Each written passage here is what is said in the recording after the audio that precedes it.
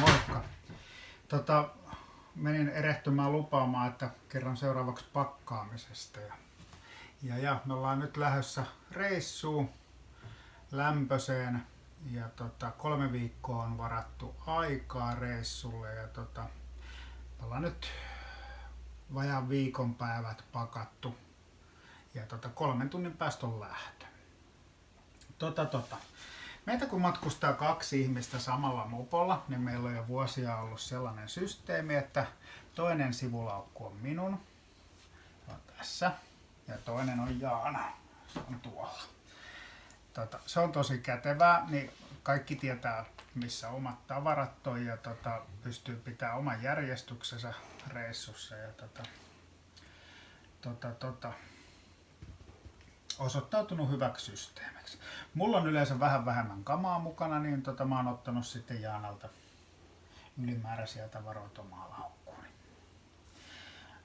Laukun lisäksi meillä on tällaiset kuormapussit, vesitiiviit pussit tässä laukun päälle ja ne on pakattu täyteen vaatteita. Siellä on niinku sellaista pehmeää tavaraa, mistä ja sitten on puristettu ilmat pois ja vedetty kuormasidontaliinoilla kiinni. Täällä on sitten hajoavaa tavaraa ja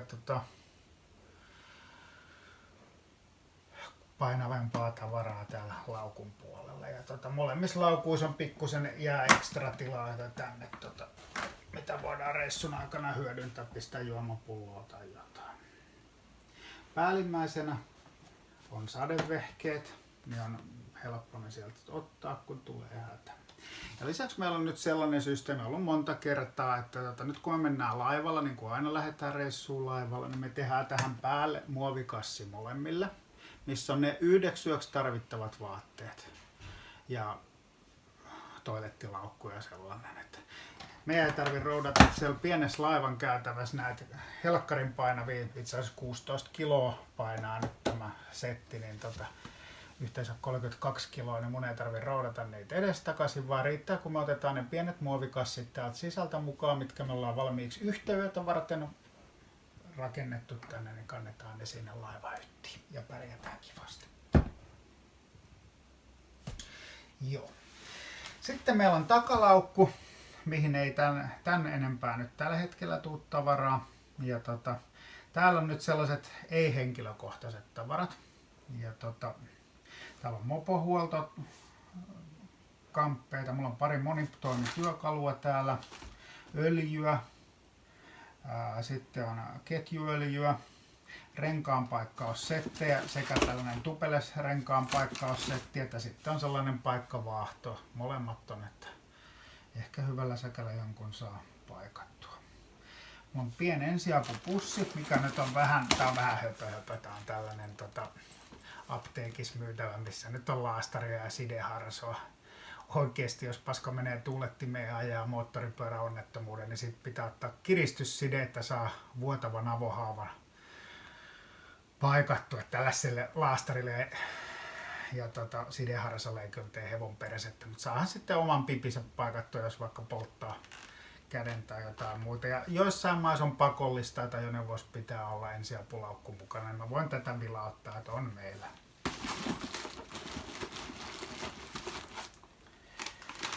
Sitten on kuiva lihaa. Tätä me syödään aika paljon reissussa, että me ei syödä mitään lounasta eikä sellaista, se vie hitosti aikaa, vaan me pysähdytään tienposkeen P-paikalle, juodaan pikkusen, venytellään pikkusen ja syödään kuivalihaa tai pähkinöitä tai jotain. Nyt lähdetään kuivalihan liikkeelle. Tää riittää 2-3 päiväksi meille tämä setti.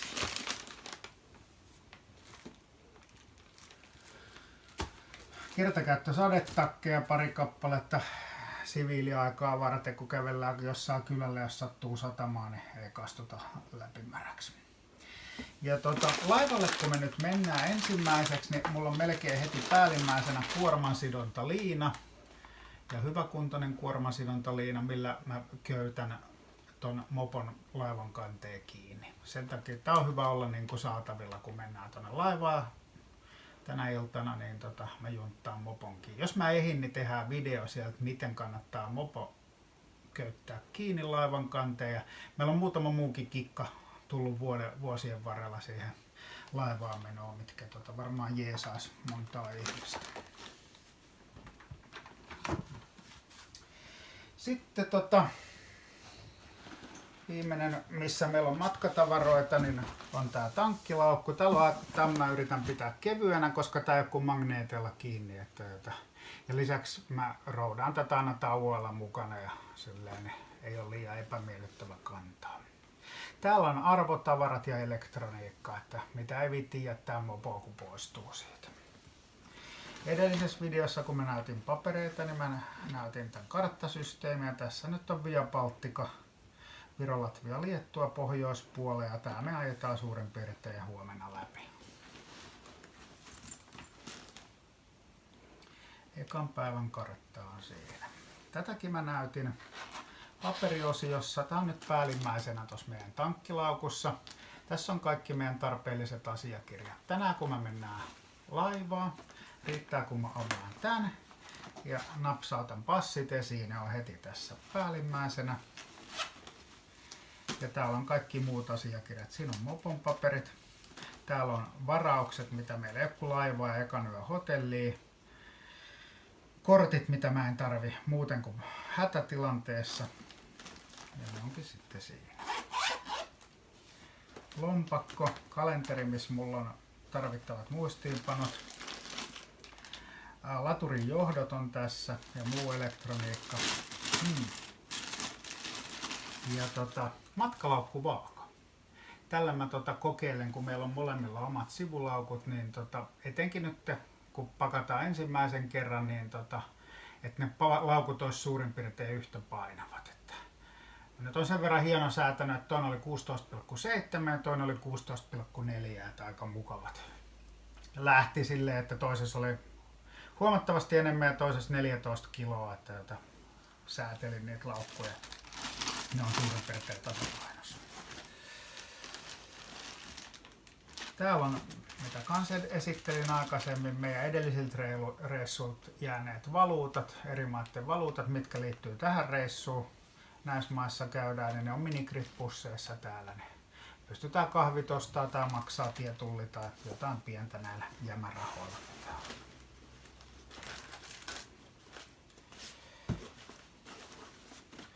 Sitten mulla on rillit ja aurinkolasit tässä tankkilaukussa nopeasti saatavilla ja aina mukana. Sitten pelikortit, kun on tylsää illalla. Sori, unohdin kertoa näistä vaatteista. Hyvä vinkki.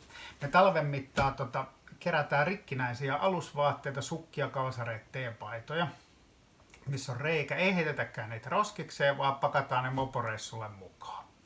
Ja sitä mukaan, kun meille tulee likasta pyykkiä, niin me heitetään ne roskikseen. Me pystytään vielä kerran hyödyntämään ne ja rikkinäiset vaatteet ja me ei tarvitse pestä pyykkiä, me ostetaan kaupasta uudet puhtaat vaatteet ja ruvetaan käyttämään niitä, kun nämä rikkinäiset on käytetty. Ja nyt mä kerron vielä salaisuuden moottoripyöräreissusta. Ne, jotka ei ole pitkällä reissulla käynyt ainakaan kuumisoloissa, niin ne kuvittelee sitä jotenkin hohdokkaaksi hommaksi, mutta oikeasti parin päivän päästä me haistaa kuin raadot. Me haistaa hielle ja kengät haisee kauhealle, niitä ei kehtaisi hotellihuoneeseen ottaa, ja puku haisee kauhealle ja kypärä haisee kauhealle. Ja se tuottaa tähän logistiikkaan pieniä ongelmia, niin sen takia me pidetään, oikeastaan molemmat, me pidetään erossa ajovaatteet ja vapaa-ajan vaatteet.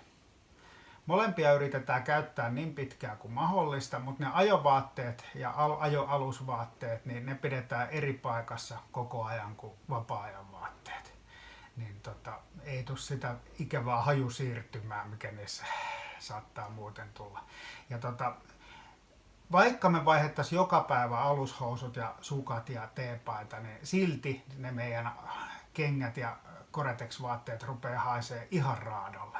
Et silleen niinku sen kannattaa käyttää ne vaatteet loppuun asti, mitä sulla on päällä, ja heittää sitten roskikseen. se ei sitä sen vähemmän hygieniseksi tai enemmän hygieniseksi reissaamista. Ja kunhan on illaksi sitten, kun oot käynyt suihkussa, niin mukavat puhtaat vaatteet, mitkä sä voit vetää päälle. Se on hyvä vinkki ihan oikeasti, kun on vähän tavaraa ja tavaratilaa ja pitkä aika, mihin pitäisi pakata. Ja meillä on tietysti mukana pesuainetta. Pestään nyrkkipyykkiä aina vähän väliin hotellihuoneessa, mutta siinä on se huono puoli, että esimerkiksi nuo ajovaatteet, kun ne kerran rupeaa haisee hieltä, niin ne ei enää sillä nyrkkipyykillä lähde puhtaaksi, eikä ne lähde enää konepyykilläkään. Vaikka olisi kuin hienot tekniset alusvaatteet, niin kuin meillä on joskus ollut ekan kerran, kun se haju tarttuu niihin, niin niistä ei enää kalua tuu sen jälkeen. Ne on melkein roskistavaraa. Ja yksi tärkeä juttu vielä, mikä mä nyt sanon tähän hommaan. Niin meillä on mukana täällä jossain, ja en mä olekaan vielä pakana, mutta sellainen lääkepussi, missä meillä on särkylääkkeitä, sitten meidän reseptilääkkeet. Niin jos on reseptilääkkeitä mukana, mekin ollaan menossa nyt EUn ulkopuolelle, joudutaan mennään tullin läpi, niin muistakaa, että teillä on mukana reseptilääkkeiden englanninkieliset reseptit, ettei käy keskiyön pikajunat ja jouduta huumausaine jutun takia turkkilaiseen vankilaan. Meilläkin on Jaanalla vahvoja kipulääkkeitä, niin niiden kanssa ei kannata leikkiä. Ja yksi tärkeä juttu on aina ennen moporeissua, niin me syödään viikko maitohappobakteereita. Koko reissun ajan syödään maitohappobakteereita ja vielä reissun jälkeen viikko. Siitä huolimatta, että me syödään maitohappobakteereita ja katsotaan mitä me syödään. Me ei syödä mitään vihreitä salaatteja, ei jäävesiä, ei mitään turistihölmöyksiä tietenkään, mutta siitä huolimatta niin me ollaan saatu mahatauti Italiassa, me ollaan saatu mahatauti Itävallassa, me ollaan saatu mahatauti Espanjassa, että suosittelen kiinnittämään huomiota siihen syömiseen ja sitten maitohappobakteerien käyttöön, koska moporeissus niin kuin mahatauti on tosi ikävä juttu. Välillä tulee nimittäin tosi kiire mettää, kun on ruikulilla ja eteenpäin pitäisi päästä. Ei muuta.